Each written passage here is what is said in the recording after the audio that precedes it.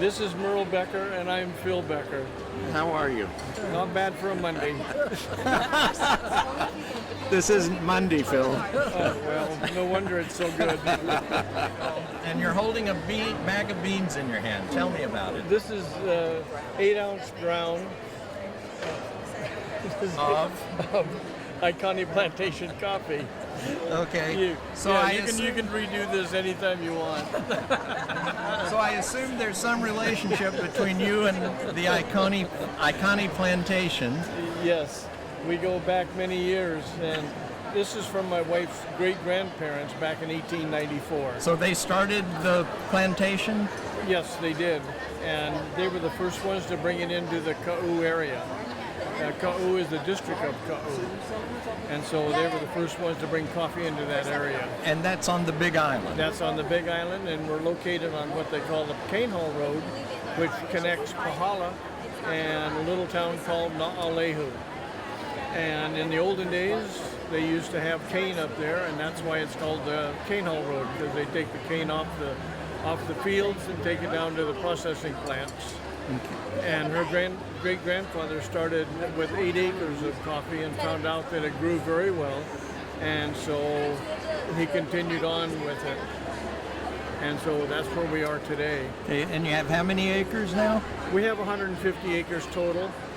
We have 12 acres in coffee.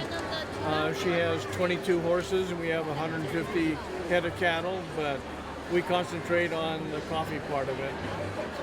No, it takes a lot of work.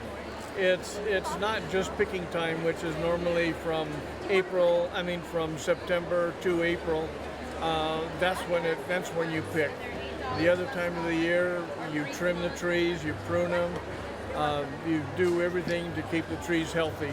So when the time comes around to be able to pick the coffee, it's in the best shape it can be in. Oh, this is the Palaka.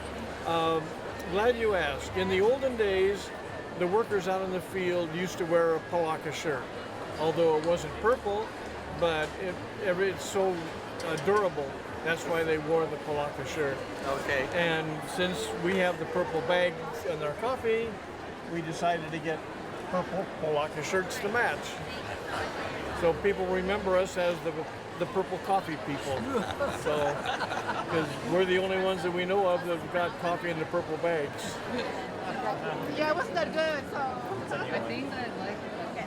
And come up to you and say, Hi, aloha everyone.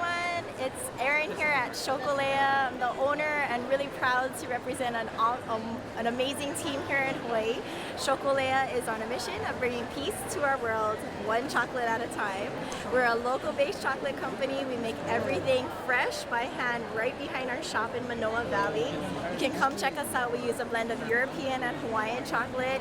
We use 100% macadamia nuts grown on the Big Island, and we sell a lot of great gift bag items that people like to take to share Hawaii with their friends and family, or even enjoy here in Hawaii. These are just some of our products that we're selling here at the Made in Hawaii Festival, but you can check it out. We're always having all these different specials. We love to work with other local companies and work with other vendors, even like local packaging companies, to work on new products and bring new things to Hawaii and for Hawaii to share with the world.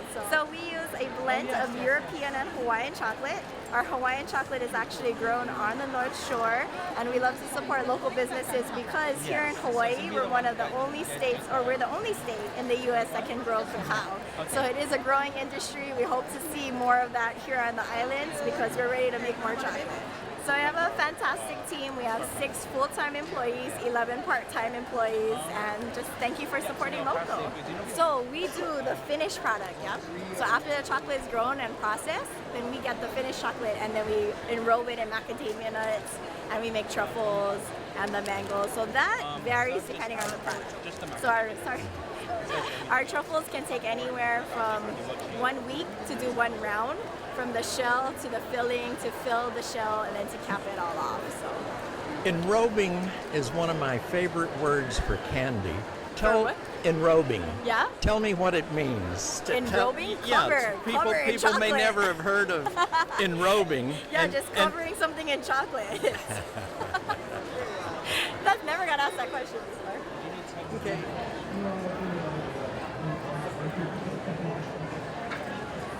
Hello, I'm Steve Stefanko from Akaka Falls. We have a farm called Steve's Akaka Falls Farms. We make jams, jellies, and honeys. Okay, what island is your farm on? We're from the Big Island. We're 12 miles north of Hilo, right next to the waterfall at Akaka Falls. Yes, we grow over 100 different kinds of fruits and peppers. We're biodynamic farmers, which means we don't use any commercial insecticides, herbicides, or fungicides. All the nutrition comes from the farm and maybe some fish or kelp from the ocean that we go ahead and compost and mix on our trees. We have lychee, longan, rambutan, starfruit, passion fruit, many different guavas. Our number one sellers are passion fruit, pineapple, guava. We also do a lot of citrus, over 150 citrus trees in the farm. So I do marmalades, English curds, butters. We do barbecue sauces, tropical drink starters. We have over 23 international culinary awards in England for our marmalades, curds, butters, and jams. We have over 8 American Good Food Awards the last couple of years for our fruit preserves, barbecue sauces, and our honeys. I do source from other local organic farmers. We're members of the Good Food Merchant Guild. Our guidelines are organic, local, sustainable. We're also members of the Fine Food Guild in Europe, which is from farm to table, small businesses that promote high quality food. We use low sugar in our preserves. I use a GMO-free citrus pectin, that's cellulose citric acid, that allows us to use significantly less sugar than a regular jam. We do English curds and butters the same way they've been made for 200 years, organic eggs, butter, and sugar. And then I have a partner named Lon Lloyd, who's from Waikoloa on the Big Island, and we have over 160 hives around the island with some wonderful honeys. They're all raw, there's no heat in the extraction, they're all natural sources. Aloha, my name is Kelly and I'm one of the founders of Big Island Coffee Roasters. And where is your company? Our company is located in Upper Puna on the Big Island of Hawaii. We're an award-winning coffee farm that grows coffee. We also mill and source coffees from all areas of Hawaii. So we get to work with farmers from Hamakua, Ka'u, Puna, of course, Kona. We've worked with farms in Oahu. We source coffees from Maui. And so we look to showcase exceptional coffees from all areas of Hawaii and roast it in a way that you can taste the distinction of the regions, a little bit like wine. Oh, really? I didn't know that. Yep, they all taste different. So we've got 3 different regions of Hawaii here. I've got this one from Ka'u, that's on the southern tip of the Big Island. This one is a pea berry from Kona. Everybody knows Kona. And this is one that we grow on our farm in Puna.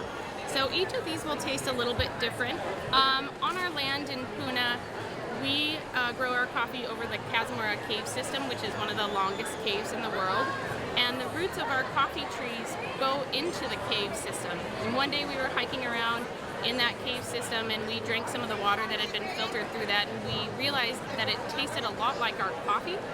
And so we decided to name our coffee Puna Cazimura after the cave system because we think that it's pulling up some of those minerally flavors in the coffee. So that's one reason why our particular coffee might taste like that. Whereas we find coffees from Kona, this one has more of a typical Kona Typica profile, and Kona Typica is the name of the variety of coffee that this is.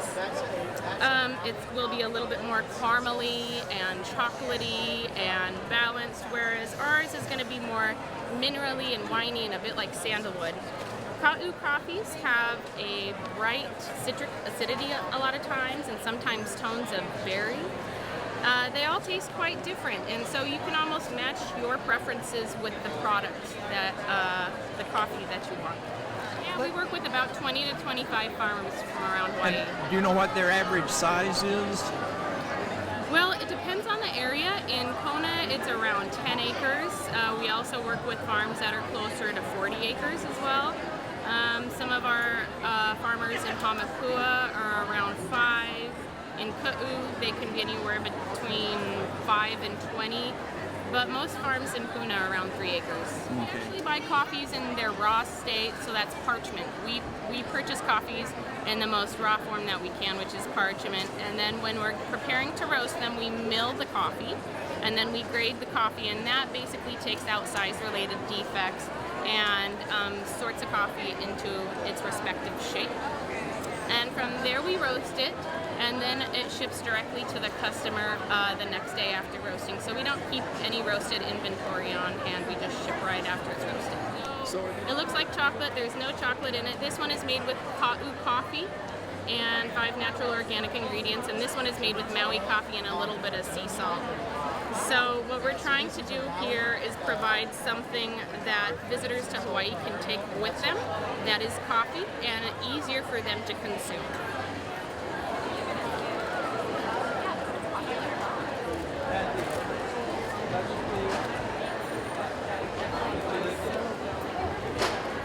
Today is Manele Spice Company. My name is Adam Tamura. I'm from the island of Lanai. And what is your specialty? My specialty today is launching my spice company, and today we're sharing my first 5 retail Hawaiian rock salt line. And 5 different flavors. I have the everyday Manele Bay, which is I use on everything, which is this one right here. I use this every day on everything. Kind of like, instead of using salt and pepper, I use this. I have a salt named after my mother, Tutu Mama's garlic herb salt. I have a ho'okupu salt, which in Hawaiian ho'okupu means to give a gift and share. So these are the salts of Hawaii. They have the bamboo salt, the Kilauea salt, the alai, the pa'akai, and a little bit of spice in there. I have an emu smoked salt. Everybody loves kalua flavor. Have you ever had kalua pig? Oh, yes. I travel all over the world cooking, and one thing I know is I can't bring the emu with me, but I make an emu salt, so I bring that with me and get people around the world to share what the emu flavor tastes like. And I have my chili pepper blend. This is the one I put on my fresh raw fish, pokés, salads, a little spicier. There's the 5 blends. The reason why it's Hawaiian salt because it comes out of the Hawaiian waters. And it goes up into the land into salt beds, and traditionally the Hawaiians would scrape it, and that's the salt we use for food, medicine, and healing. Okay, can you tell me about the healing properties? The healing properties, I'm a chef, so I'm talking about the food side, but Hawaiians use salt as a gift and as food. Also for massage, lomi, and also to put in water, salted water, chili pepper waters, and stuff like that. Okay.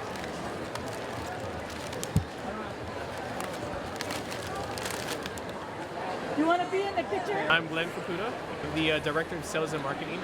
Okay, and I understand you have one bakery. Yes. And where is it? It is located in Kalihi. And how many stores do you have? We have 2 outlet stores on Oahu. We have 1 outlet store on the Big Island.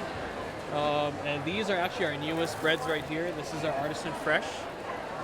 Right now, you can buy this locally at Times, Anytime Supermarket.